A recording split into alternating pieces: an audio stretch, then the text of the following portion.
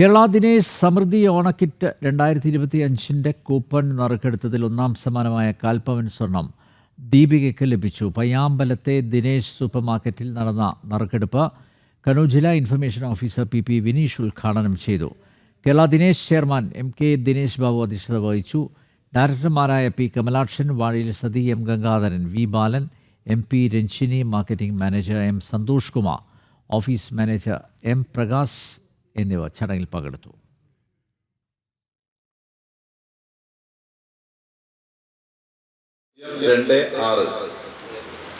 Deepika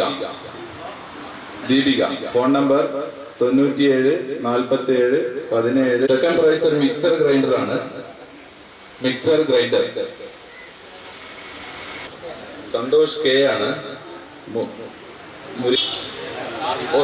khadi silk സാരിയാണ്. 00941. നാലാം സമ്മാനം ഒരു റേഡിയോ ആണ്.